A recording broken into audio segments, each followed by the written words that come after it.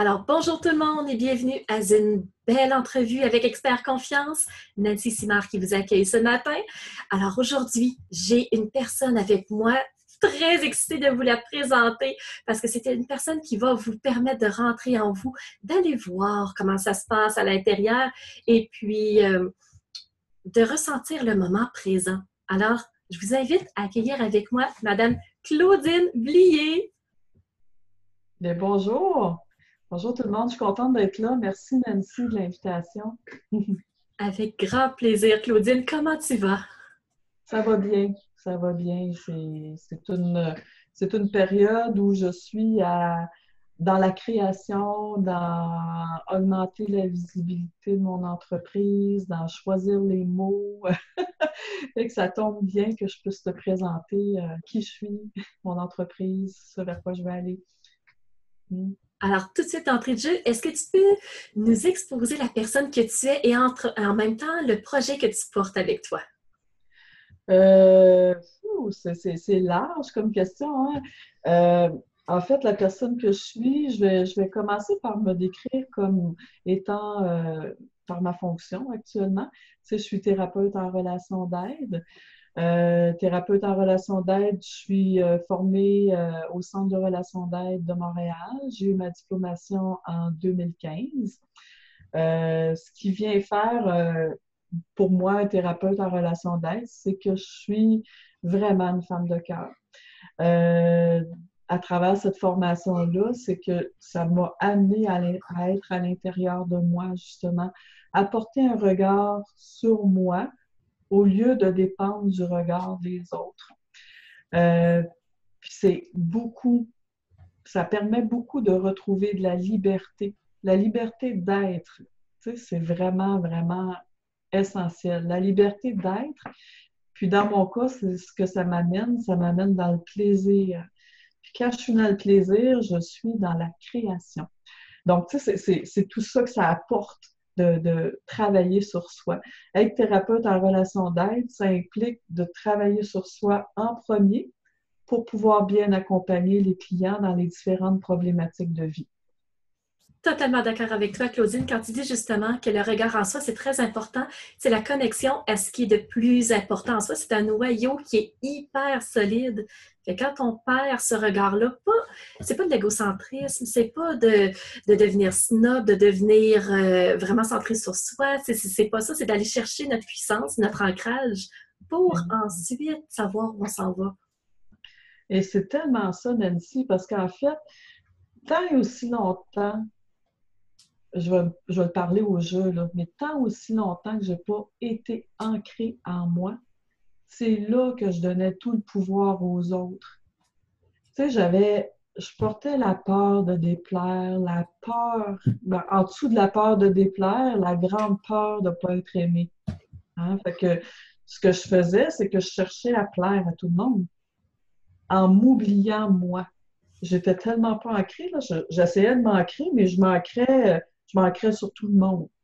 C'est sûr que là, c'est un terrain qui est glissant. Là, tu sais, quand tu t'ancres sur les autres, il n'y a pas de solidité qui s'installe. Au contraire, c'est plus OK. Tu sais, les gens vont me dire, ben, j'ai l'impression de marcher sur des œufs. C'est parce qu'il manque d'ancrage souvent en soi qui fait qu'on va avoir de la difficulté ou on va dire, mais on marche sur les œufs, je ne sais pas comment agir avec cette personne-là.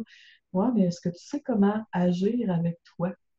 Fait que c'est ça qui est essentiel, de tourner le regard vers soi pour reprendre notre propre pouvoir, tu sais. C'est exactement ça. Quand on parle de s'ancrer sur les autres, oui, on a beaucoup le réflexe de vouloir être sauvé par les autres, de vouloir être tiré par les autres, de vouloir être dirigé ou guidé par les autres, prenons le mot qu'on veut. Mais quand on fait ça, justement, si on met notre petit crochet sur la personne qui est à côté de nous, quand elle décide qu'elle s'en va à gauche, on s'en va vers la gauche, et là, ça fait du mouvement, on devient comme étourdi, on ne sait pas tout à fait vers là qu'on voulait, c'est pas notre rythme. Fait que là, on devient vraiment comme dans un tourbillon. Fait que c'est sûr qu'on se perd de vue. On se perd de vue, puis j'ai le goût d'ajouter aussi, Nancy, c'est que quand tu donnes ton pouvoir au regard de l'autre, c'est que tu vas passer une grande partie de ta vie, là, jusqu'à temps que tu récupères ton pouvoir, tu vas passer une grande partie dans l'attente que l'autre satisfasse tes besoins. Et quand on est dans l'attente, là, je sais pas toi, là, mais dans mon cas à moi, à chaque fois que j'ai été dans l'attente, ça a cultivé beaucoup plus d'insatisfaction que de la satisfaction. Puis, tu sais, où j'ai pu, moi, retrouver de la satisfaction, ben, c'est quand j'ai osé demander, quand j'ai osé passer à l'action. Je te donne juste un exemple. Tantôt, on parlait avant de commencer l'entrevue de vis-à-vis, tu sais, mais j'ai été longtemps dans l'attente qu'on me reconnaisse comme une bonne gestionnaire ou une bonne coach. Ou, tu sais, pour moi, c'était naturel qu'on me reconnaisse comme une leader dans ce que je faisais. Puis, à chaque fois qu'on nommait quelqu'un à chef d'équipe ou quoi que ce soit, puis que c'était pas moi, mais là, j'étais déçue. Mais tu sais quoi? J'en ai jamais parlé. J'en ai jamais parlé à la direction. Puis là, quand je leur en ai parlé, ils ont dit ah, ben, je savais pas que ça t'intéressait, tu sais, savoir su avant, mais je me suis pas avancée. J'étais dans l'attente qu'eux me reconnaissent, fait que j'ai cultivé bien plus d'insatisfaction parce qu'il y en a eu du monde qui sont passés. Puis ah ouais, comment ça, pas moi? Comment ça, pas moi? Mais parce que j'en ai pas parlé. Tu sais, c'est aussi simple que ça.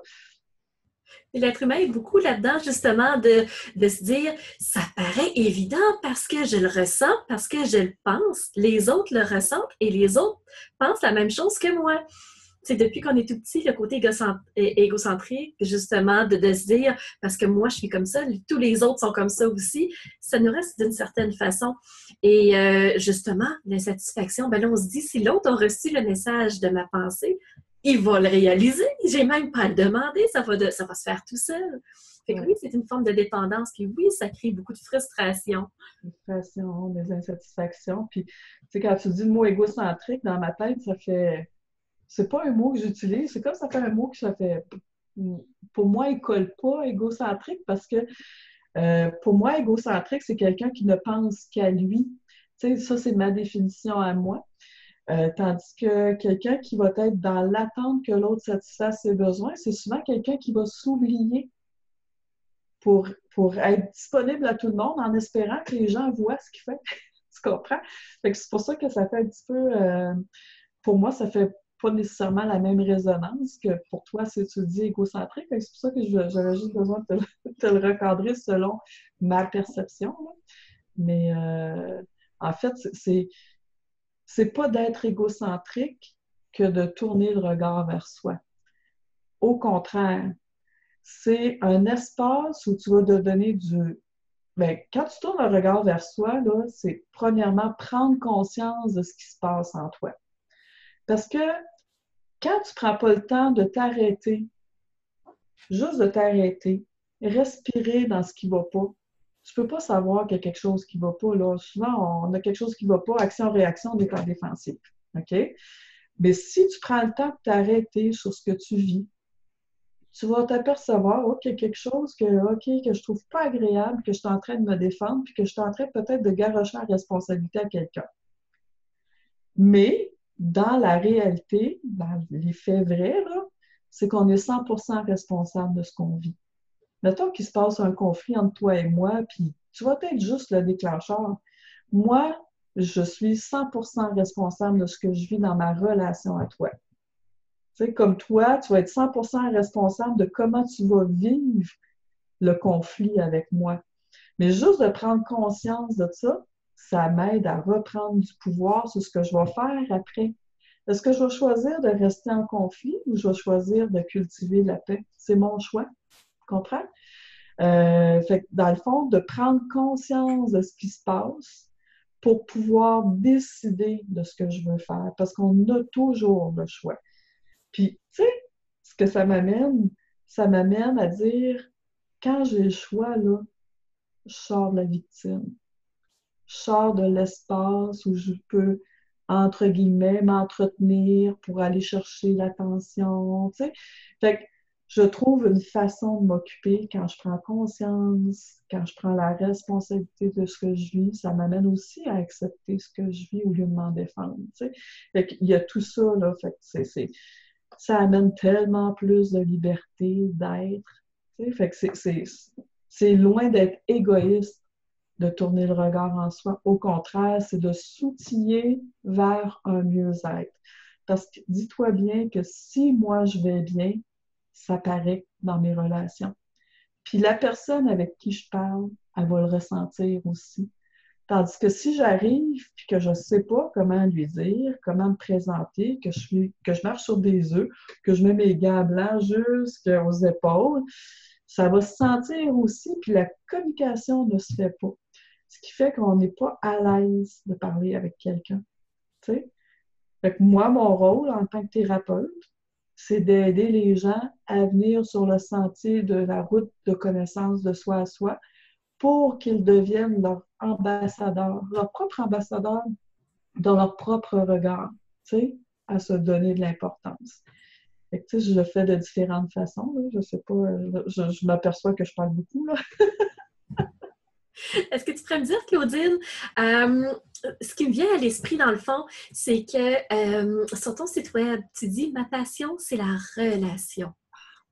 On est tellement là-dedans dans la conversation depuis le départ. Est-ce que tu peux nous éclaircir un petit peu plus ta vision de la chose?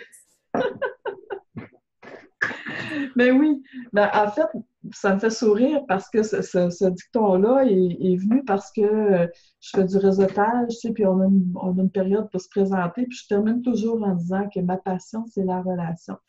Parce que en travaillant ma relation à moi, puis ça me touche de te le dire, oui, en travaillant ma relation à moi, j'ai développé mon amour de moi. C'est tellement essentiel. L'amour de soi, c'est facile à dire, mais c'est tout un défi de le ressentir à 100% et de l'assumer, de l'endosser. Oui, parce que, en tout cas, moi, je vais parler de mon expérience personnelle. Ça fait pas longtemps que je peux dire, puis ça me touche, là, tu sais, je suis émue, là, de dire que je touche à l'amour de moi, dans la relation à moi. Ça a pris quand même plus que 48 ans, 40, même j'ai le goût de te dire 50 ans. J'ai 52 aujourd'hui, là. Mais les 50 premières années, là, ça a été pas nécessairement de l'amour de moi. Je savais pas comment m'aimer. Mais c'est vraiment en venant en relation avec moi que j'ai découvert l'amour de moi. Tu sais? Fait que ce qui fait qu'aujourd'hui, ma passion, c'est la relation. C'est vraiment d'amener les gens à réussir à s'aimer davantage pour la personne qu'ils sont et non pour la personne qu'ils veulent être au regard des autres. On est tellement important. Mais quand on est bien dans notre relation à soi, c'est là qu'on est bien avec la relation avec les autres. D'où ma passion, c'est la relation, tu sais. Parce que le plus tu vas être en relation avec toi, le plus tu vas être en relation avec les autres. Puis moi, j'ai le privilège d'accompagner des gens dans la transformation de leur relation à eux. Tu sais, c'est magique de voir la transformation, spécialement quand la personne là, est rendue à embarquer sur le boulevard, sur l'autoroute de l'amour de soi. Tu sais, il y a eu plein de routes secondaires. Moi, je suis très imagée, hein, tu t'en rends compte. Il y a eu plein de routes secondaires ou des sentiers au début pas battus, là, qu'on n'osait pas emprunter, même si on savait qu'on devait aller là, qui fait peur, qu'on sort vraiment de notre zone de confort, même si on n'était pas bien dans notre zone de confort. Puis là, quand les gens arrivent sur l'autoroute de l'amour de soi, là, c'est tellement touchant. Et là, moi j'ai le cœur ouvert juste à accompagner les gens dans la route qui conduit de soi à soi. C'est magique, la transformation qui se fait. Ça ne peut pas faire autrement que c'est ma passion. Tu sais. Puis en fait, en t'en parlant, c'est que je veux aider le plus de gens possible à être dans l'amour de soi. Tu sais. Ça me fait penser justement, je suis tellement connectée avec ce que tu dis parce que de par mon vécu, je suis vraiment dans la même lignée que toi, que c'est difficile d'apprendre à s'aimer. Même si quelqu'un nous regarde et dit « Ah, elle a une belle vie, waouh, elle a un beau physique, ouais, elle a ci, elle a. » C'est de l'avoir. Quand on rentre dans l'aide, c'est une autre sphère. C'est le regard sur soi, c'est d'apprendre à se voir véritablement tel qu'on est. Et très longtemps, je me regardais dans le miroir et je me voyais comme avec des yeux, là, on dirait que j'étais prête à me sauter moi-même dessus. Alors, je vivais comme avec mon ennemi qui était moi-même. C'était comme étrange. Fait qu'apprendre à se dire dans le miroir, les yeux dans mes yeux, je m'aime. hey, ça a été toute qu'une aventure au début. J'en tremblais, les mots sortaient pas, je me disais, voyons, je me sentais menteuse. Fait que peut-être que plein de personnes qui peuvent écouter cette entrevue-là vont se dire, waouh, ça me touche, je me sens peut-être comme ça, peut-être que les gens passent par là aussi. Alors, c'est pour ça que je roule sur autant de vulnérabilité et de sincérité ce matin. Mais d'apprendre à se dire qu'on s'aime, c'est vraiment un chemin. C'est vraiment un cheminement. C'est pas de là à dire que c'est spirituel, mais il y a des étapes. C'est pas quelque chose de linéaire. Des fois, on va un petit peu à droite, on revient à gauche, on saute en avant, on revient en arrière. C'est d'apprendre à s'aimer, c'est toute une aventure. Ah, tellement, tellement. Puis en fait, ça prend. Moi, j'ai le goût de dire que ça prend du courage, ça prend de la détermination et ça prend une passion. Tu sais, la passion de revenir à soi. Ça, c'est trois ingrédients essentiels. La détermination, parce que c'est, tu sais, c'est pas une route qui est facile à emprunter. Je sais pas pour toi, je sais pas pour ceux qui vont nous écouter, mais souvent, on a tendance à être un mauvais juge envers soi-même. Mais pas un mauvais, oui, un mauvais juge.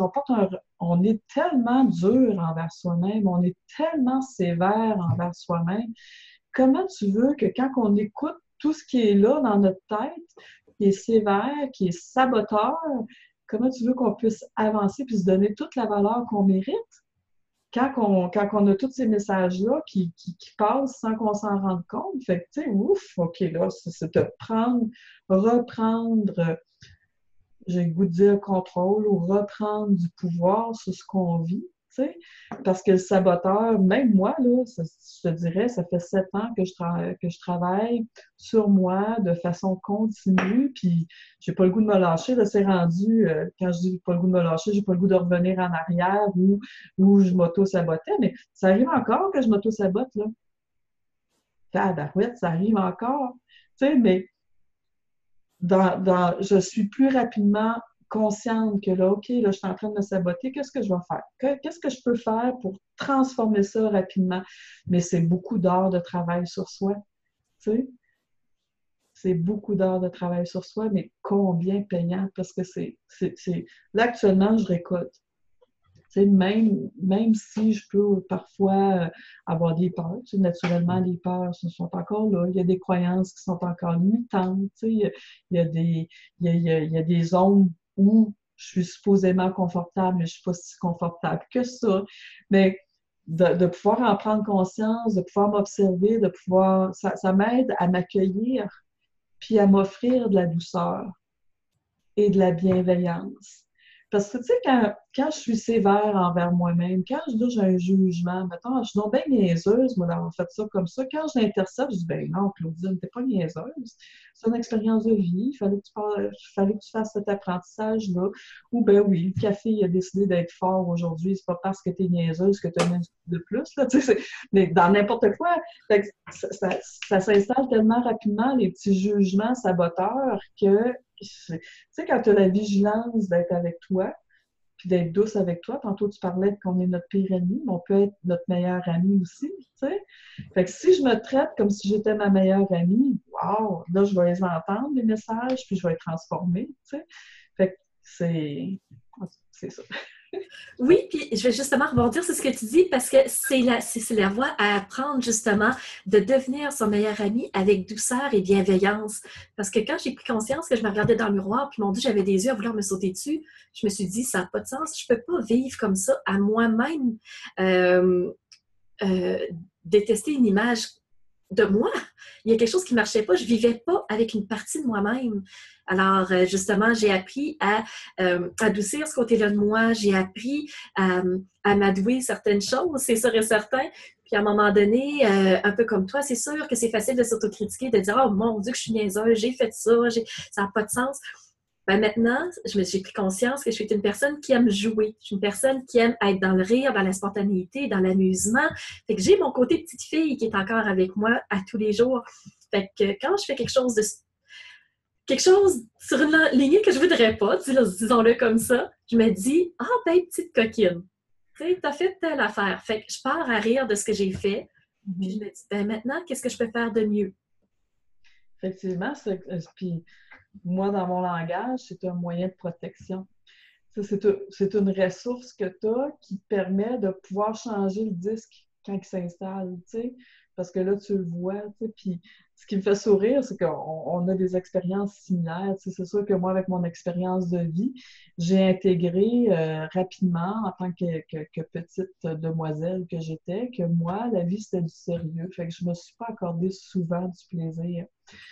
Et je suis davantage dans le plaisir. Tu sais, mon rire, j'ai récupéré mon rire cristallin, imagine. Le rire qui est mon essence, là, tu sais, mais ça fait 2 ans là, que j'ai comme commencé à le récupérer, mais là, il est là, puis quand je l'entends, là, ça fait «Oh wow!» Tu sais, pour moi, là, il y a une corde qui vient vibrer, qui vient dire «Hey, ça, c'est la vraie là, qui est là. Là. Tu sais, ça fait vraiment magique, puis j'accorde beaucoup plus de place vraiment au plaisir dans ma vie. Tu sais. Puis ça m'amène aussi à te parler, tu parles du regard, quand tu voyais dans le miroir un regard sévère, ouais, un regard dur. Euh, Moi, mon regard a tellement changé. C'est incroyable. J'ai fait une présentation l'autre jour, puis j'ai pris un regard de 2010, puis mon regard actuel, je les ai mis les deux côte à côte et c'est incroyable le regard qui a changé. Il y a de la lumière dans mon regard. Avant, j'avais un regard éteint. J'avais un regard ben, je pouvais me faire dire, quand les gens me connaissaient pas, que j'étais pas facile d'approche parce que je dégageais quelqu'un de sévère, mais que je méritais d'être connue. Puis aujourd'hui, mon regard, je sais qu'il a été transformé, je sais qu'il est rayonnant, il est brillant.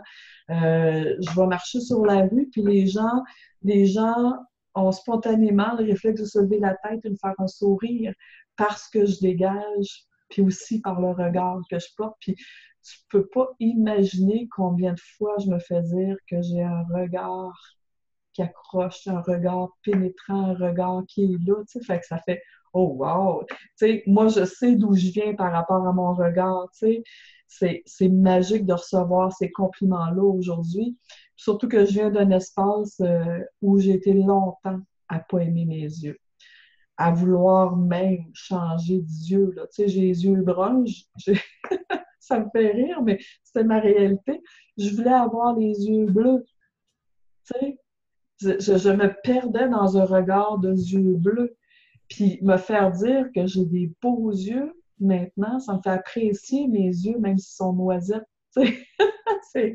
C'est transformation totale. C'est le jour et la nuit, tu sais. Oui, à partir du moment où on porte vraiment ce qu'on véhicule aux gens, ce qu'on veut faire passer comme message, parce que pour toi, c'est le regard, justement, donc le regard vers soi. Alors, en ayant tout ce bagage que tu as avec toi présentement, est-ce que tu pourrais donner quelques clés peut-être aux personnes qui nous écoutent pour tourner le regard vers soi, pour les personnes qui sont prêtes à prendre ce chemin-là? Oui. Ben, en fait, la première des choses qui m'a, moi, aidé énormément, avant de prendre conscience. Parce que des étapes avant de faire la prise de conscience, tu sais, c'est vraiment de s'arrêter pour ressentir. Première étape. Quand quelque chose ne va pas comme on veut, bien, prendre 2, 3 respirations, prendre un pas de recul, changer de pièce, et prendre le temps de revenir à soi. C'est le nom de ma compagnie, hein, Regard en soi. Mais puis je trouve ça tellement fabuleux d'avoir ce nom-là parce que c'est ça, prendre un moment de revenir à soi parce que pour te permettre de ressentir. Puis ça se peut que ça ne marche pas tout de suite, ressentir. Je veux dire avec toute humilité que ça m'a pris à peu près 3 ans avant de ressentir ce que je vivais vraiment. Parce que ça a été tellement passé, refoulé, refoulé, banalisé, mis de côté, pas priorisé, que ça ne voulait pas se présenter. Mais ça va faire partie d'accueillir après. Donc, ressentir, puis accueillir ce qui est là, même s'il n'y a rien. Tu sais? Ça, c'est important. Pas de chercher à tout prix à creuser, mais d'accueillir ce qui est là. Ça, c'est, je te dirais, vraiment essentiel. Ensuite de ça, je te dirais, une fois que tu as pris le temps de t'arrêter pour ressentir puis accueillir ce qui est là, bien, c'est ce qui va ouvrir pas à pas la porte de la prise de conscience. Parce que si tu te permets de le faire régulièrement, ben veux pas, il y a des choses qui vont monter à ta conscience beaucoup plus rapidement. Tu sais, dans le ressentir, puis dans observer, il y a aussi observer ce qui se passe, observer ce que j'ai comme émotion, mais observer aussi ce que j'ai comme idée. Parce que la tête, ouais, là, ce qui monte, c'est la tête, c'est comme une pieuvre.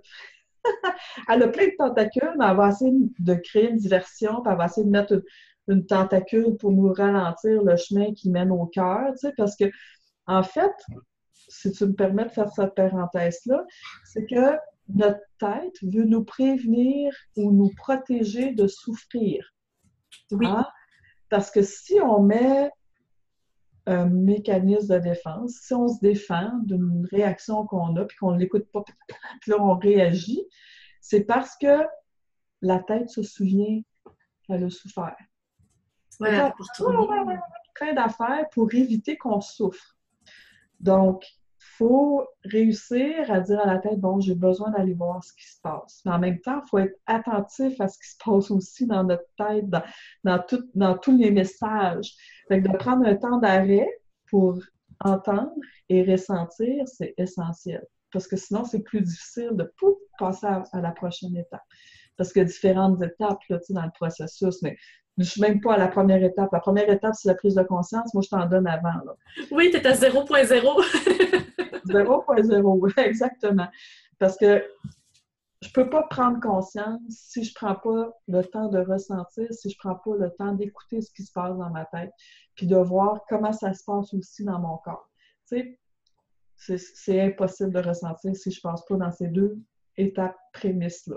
Après ça, bien, il y a d'autres choses, tu sais, dont la prise de conscience qui va m'amener à m'observer, qui va m'amener à prendre ma responsabilité de mon vécu.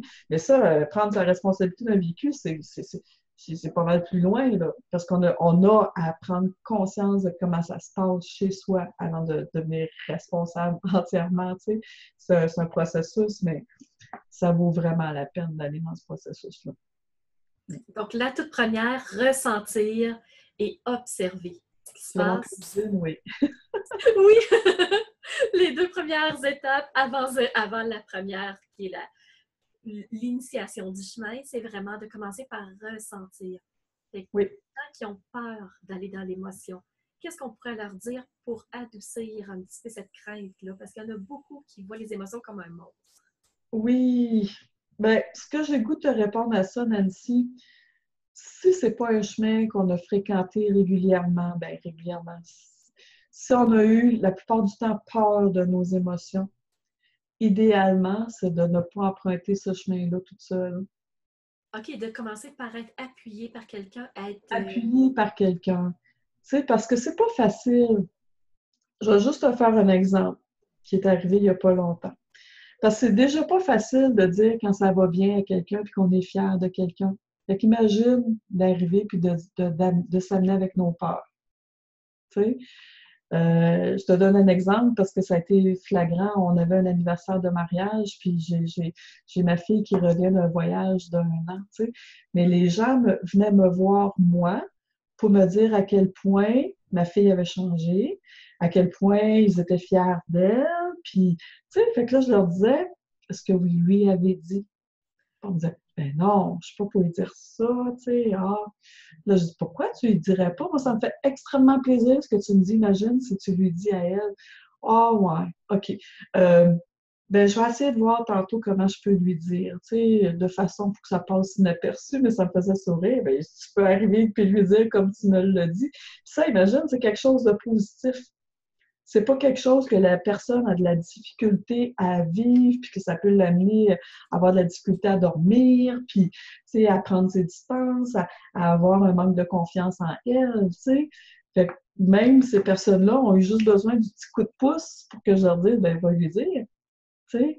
Fait que, imagine quand c'est quelque chose de peine, quand c'est des peurs, qu'on n'a pas été exploré ou qu'on ne s'est pas donné le droit de parler, on peut pas arriver de même à bout en blanc puis aller les dire, tu sais, parce que, mais il faut que je sache, moi, premièrement, qu'est-ce qui est là, parce que je le sais pas.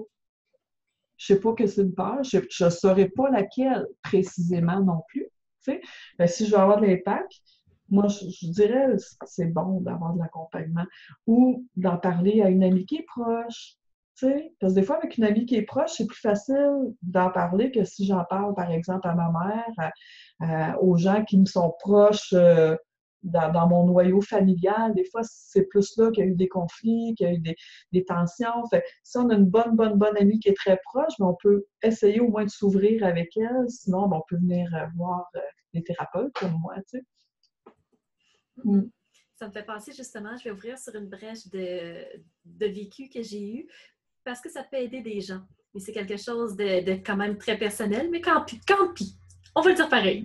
Ben oui. Il y a quelques années, j'ai eu besoin d'être accompagnée justement par des professionnels. Alors, je suis allée voir quelqu'un et la personne, premier rendez-vous, commence à lui raconter un petit peu pourquoi j'étais là, parce qu'il fallait bien que la personne puisse agir. Et là, elle me dit en fin de rendez-vous, Nancy, je vais te donner un seul défi. Une seule petite chose à faire. Connecte-toi à tes émotions.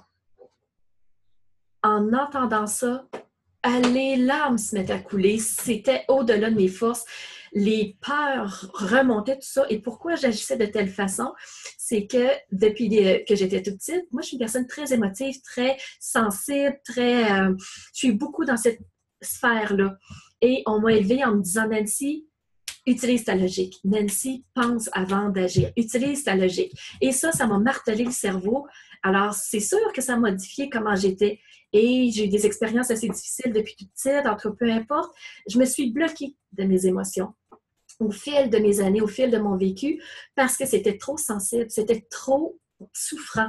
Alors, à un moment donné, ce que j'ai fait, j'ai coupé en dessous du menton. Je me suis dit, là, ça va faire les émotions, il n'y en aura plus, je vais arrêter de souffrir. Et on m'a toujours dit d'utiliser ma logique, alors c'est sûr que je vais être capable de continuer mon bout de chemin uniquement avec ma tête. Mais ce que la personne est en train de me dire dans le bureau, c'est non, descends un peu plus bas, va voir ce qui se passe.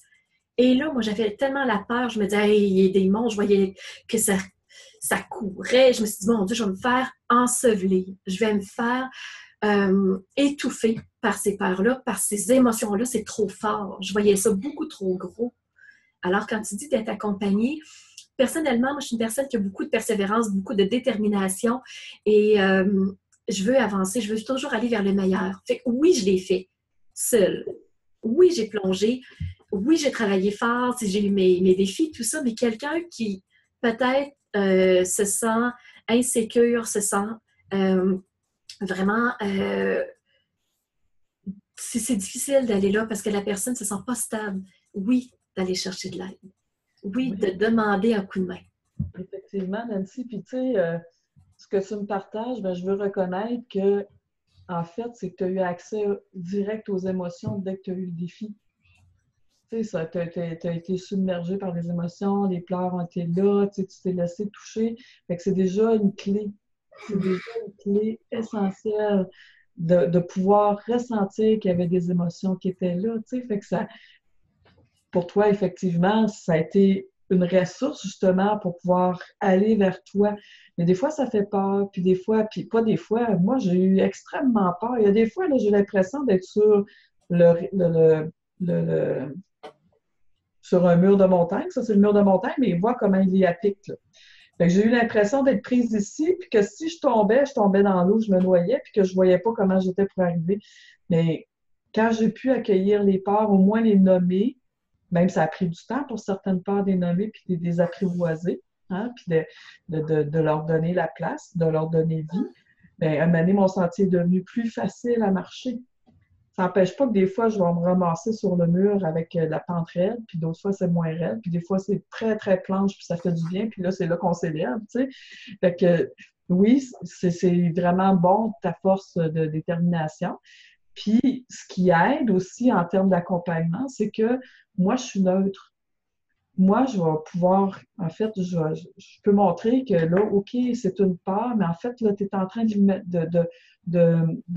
lui donner beaucoup de pouvoir dans ton imaginaire. Et c'est ce qu'on fait avec les peurs dans notre imaginaire qui nous écrase, qui fait que là, tu as dit que tu as eu peur de découvrir des monstres, mais j'ai eu peur de découvrir que j'étais un monstre. Tu sais? Hein? C'est sûr que ça incite pas à aller vers nos émotions, hein, quand on a peur de découvrir ce qui est là, mais quand j'ai accueilli ce qui était là, j'ai ressenti, puis j'ai découvert, en fait, j'ai découvert une personne au grand cœur. J'ai découvert l'inverse de ce que je croyais porter. Je suis loin d'être un monstre, moi, dans ma vie. Non, non, c'est tellement pas ça. Je suis une femme de cœur. Tu sais, je suis une femme généreuse, je suis une femme qui a à cœur d'accompagner ses clients. Tu sais. Euh, c'est ça, moi, je suis sortie de l'ombre parce que je parlais pas beaucoup avant. Puis là, c'est ça, il y avait de l'ombre en arrière, je trouve ça fun. Je suis sortie de l'ombre pour aller dans la lumière. Mon premier atelier, là, ben, c'est encore le même atelier, mais le premier titre que j'avais, c'était De l'ombre à la lumière, le plaisir d'exister librement. Maintenant, c'est trop long, fait que j'ai choisi plus de dire la liberté d'être soi enfin. Parce que quand je suis sortie de l'ombre pour devenir dans la lumière, j'ai accueilli Claudine telle qu'elle est, avec ses couleurs, avec son énergie, avec ma flamboyance, avec le goût de faire des changements, tu sais. Fait que c'est ça, je suis moi enfin. Je, je, je, je, je cesse de m'oublier pour les autres, je cesse de m'inférioriser par peur de prendre trop de place. Tu sais, il y a tout un cheminement. Je te dis pas que c'est parfait. J'ai encore à travailler, à prendre ma place, à me donner la juste place que je mérite. Tu sais. Mais combien que c'est nourrissant. Combien c'est nourrissant, c'est incroyable. Tu sais, toute la magie est là. Oui, exactement. Puis, je vais t'appuyer dans ce que tu dis. Au début, on pense que c'est une souffrance, on pense que c'est une difficulté, on pense que c'est quelque chose qui va nous tirer dans un ravin. Fait que c'est sûr que ça fait peur, mais au fur et à mesure qu'on avance là-dedans, puis qu'on se dit, je vais faire un petit pas à la fois, un essai à la fois, une tentative d'amélioration à la fois, puis qu'on se rend compte qu'il y a des choses qui fonctionnent. Ben, c'est de la drive, c'est de l'énergie pure, c'est de l'enthousiasme, et c'est ça qui va nous driver à faire le prochain petit pas. Justement, puis c'est pour ça que c'est tant nourrissant, parce qu'aussitôt qu'on fait une amélioration, c'est directement connecté dans notre soi profond, la personne qu'on est telle qu'elle. Puis tu sais qu'est-ce qui permet de faire l'empreinte dans ton soi profond? Je te laisse dire. En fait, c'est que quand tu sors de ta tête et que tu reviens dans ton cœur et que l'expérience se fait dans ton cœur, c'est là qu'est la transformation. Et j'ai le goût de dire que plus tu vas répéter des situations satisfaisantes qui se placent dans ton cœur, mais c'est là que ça fait la transformation. Puis ça devient un incontournable de s'occuper de soi, puis de se donner de l'importance, puis de sortir de l'isolement, puis de s'aimer, puis de se respecter. Puis, tu sais, ça devient un essentiel parce que là, en fait, on met notre cœur au service de notre tête au lieu que la tête veuille tout contrôler. Tu comprends? Mm. L'expérience qui est transformante, c'est quand ça passe par le cœur. Moi, j'ai une formation de travailleuse sociale, puis je ne veux rien enlever, dénigrer du processus de formation, mais c'est toute formation où on apporte des connaissances, où on apporte beaucoup de contenu au niveau cérébral, puis qu'on va aider les gens à trouver des solutions, puis on est vraiment dans le pratico-pratique, on passe par la tête. Dans l'approche que moi j'utilise, c'est qu'on passe par le cœur. On ramène davantage les gens à être connectés à soi, dans leur cœur, parce que c'est à travers ce chemin-là qu'ils vont pouvoir transformer des choses. Puis, en fait, moi, ce qui m'a aidé, c'est d'être accompagnée par des gens qui ont de la sensibilité, une écoute et qui avaient de la bienveillance envers moi alors que moi, je n'en avais pas. Puis ça l'a tellement aidé à transformer, là. Puis, je te dis, aujourd'hui, c'est rendu au cœur de mes priorités de m'aimer suffisamment pour m'amener en relation lorsque je vis une difficulté. De me respecter suffisamment pour aussi m'amener en relation et me donner de l'importance. C'est tout ça. Puis, je reviens au mot tantôt que j'accrochais moins, là. Ce n'est pas être égoïste de faire ça. Au contraire, on apporte tellement aux autres en étant soit à partir de notre cœur que ce n'est pas de l'égoïsme. Puis je te dis, là, tu me verrais, là, j'ai des frissons partout. C'est transformateur pour tout le monde qu'on côtoie. C'est ça la relation de cœur. Exactement. Puis je sais qu'il y a des personnes qui sont derrière l'écran qui sont en train de se dire c'est tellement ça. Tu sais, les personnes qui ont besoin d'entendre ça vont se sentir comprises. Et c'est pour ça qu'on fait des entrevues. C'est pour ça qu'on prend le temps de se parler aujourd'hui. Alors, j'aimerais que tu nous dises, Claudine, où on peut te trouver, parce qu'il y a des gens qui vont faire un bout de chemin, c'est certain. Mm-hmm. Ben, en fait, où on peut me trouver, c'est sûr qu'on peut me trouver sur Internet. Sous le nom de regardenSoi.com. J'ai aussi ma page Facebook qu'on peut venir vérifier parce que sur ma page Facebook, je suis très active. Fait que tout le nouveau matériel est sur la page Facebook, des citations, des réflexions, j'ai des vidéos aussi qui viennent expliquer c'est quoi mon travail de thérapeute en relation d'aide. Fait que ça, c'est vraiment tout ce qui est technologique. Je suis aussi sur Google, fait qu'on peut me trouver facilement. Je pratique à Montréal, au coin du parc La Fontaine et Cherrier. Je fais aussi de la pratique par Skype, dans le sens que s'il y a des gens qui sont à Québec, Rimouski, en France, n'importe où, ils peuvent me trouver. Puis on peut faire aussi des thérapies par Skype parce que la connexion se fait aussi. La connexion de cœur se fait aussi, même si je ne suis pas présente dans la même pièce avec la personne. Tu sais, fait que ça peut se faire par Skype. J'ai aussi le plaisir d'animer mon atelier. Est-ce que je peux t'en parler? Bien sûr. Mon atelier La liberté d'être soi en vie, c'est une formation sur 2 jours qui est samedi-dimanche, de 9h à 5h. Et puis, à travers cette formation-là, c'est une formation qui est propulsante, qui amène les gens à emprunter davantage le chemin vers soi. Donc, on touche les croyances limitatives, on va regarder aussi le pouvoir qu'on donne à nos peurs, on va regarder si la zone de confort est confortable, puis si elle ne l'est pas, mais pourquoi elle ne l'est pas, puis qu'est-ce qu'on peut faire pour sortir de là. J'aime beaucoup aussi regarder notre rapport aux limites. Parce que souvent, nos limites, notre rapport aux limites va faire en sorte qu'on va avoir de la difficulté à dire non, ou on va dire des oui ou des non trop catégoriques, tu sais. Fait que c'est bon de voir où on se situe là-dedans, puis est composé de quoi, c'est quoi mon territoire, tu sais, c'est ça, ou c'est ça, ou j'en ai pas de territoire, tu sais. Fait qu'on regarde ça, on va regarder aussi la notion du changement, pourquoi c'est important de changer. On va regarder aussi les étapes du lâcher-prise, puis comment on peut les appliquer facilement dans notre day-to-day. Puis la dernière étape, c'est la transformation des attentes en objectifs. Fait que ça, c'est la fin de semaine qui est très propulsante parce que par expérience, le samedi, les gens arrivent puis ils se parlent pas. Puis le dimanche, ça a de la difficulté à se laisser. On veut le numéro de téléphone, on a les câlins, on veut souper bientôt. Tu sais, fait que ça crée une énergie de groupe qui est vraiment propulsante. Puis j'ai aussi le plaisir d'animer des ateliers sur le rire, le bonheur de rire. Ça, c'est un atelier d'1 heure, puis ça ramène les gens dans le corps, dans l'importance de rire, tu sais, parce que les bienfaits du rire sont incroyables. Puis également, je suis spécialisée en accompagnement du deuil, parce que j'aide les gens à faire de la place à leur vécu souffrant en lien avec le deuil. Donc là, actuellement, c'est les différentes cordes que j'ai. J'en ai d'autres, là, mais on fera une autre entrevue.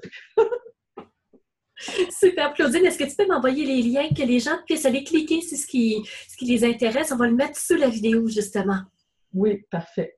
Fait que je vais t'envoyer des liens parce que j'ai 2 ateliers qui sont en cours actuellement. Je vais en donner un à Alma. C'est sûr que ça me prend un nombre minimum de participants pour pouvoir me déplacer, mais il y en a un à Alma qui est les 15 et 16 septembre. J'en ai un au Spa des Semaines qui est 11, 12, 13, 12, 13, 14 octobre. Je vais t'envoyer les liens directement là, pour voir ça, puis les liens de ma page Facebook, puis mon site Internet. Superbe! Ça a été une magnifique entrevue où, justement, d'entrée d'entrevue, on disait qu'on allait rentrer en soi, qu'on allait aller voir profondément. Et c'est ce qu'on a livré pendant l'entrevue. Alors, ça a été magnifique d'un bout à l'autre. Mais merci, Nancy. Tu sais, j'ai le goût de dire que ça a été facile de faire l'entrevue avec toi. J'aime beaucoup ton énergie, même si on est à l'écran. J'aime beaucoup ton sourire puis ton regard pétillant, tu sais, ce qui fait que c'est facile de te parler. Puis j'ai beaucoup aimé tes exemples personnels qui étaient en lien avec ce que j'aimais. Ça faisait wow, puis ça fait que ben, ça fait réel. Ça a été un bonheur partagé. Sincèrement, il n'y a rien de créé, il n'y a rien d'artificiel. C'est que du vécu. C'est justement ça qu'on partage aux gens, chacune de notre côté. Alors, pour toi, c'est vraiment de regarder le regard en soi, c'est d'aller en profondeur, c'est d'aller dans notre noyau profond. Et de Mhm. mon côté à moi, c'est justement d'aider les gens à prendre confiance pour aller vers son intérieur, justement, pour dépasser ce syndrome d'imposteur. Alors, on a vraiment des cordes qui sont complémentaires. Alors, c'est pour ça que j'invite les gens, justement, à aller voir sur le site d'Expert Confiance, qui est www.expertconfiance.com, parce qu'on est tellement complémentaires et je trouve que ça fait une entrevue qui est juste explosive. Ah, ben merci. Tu sais, moi, j'ai le goût de dire en un mot, ça fait un ancrage en soi. Magnifique. Alors là-dessus, Claudine, je te remercie infiniment. Ça a été un bonheur d'être avec toi et que de belles découvertes. Merci. Merci beaucoup et bonne journée tout le monde. Bye bye.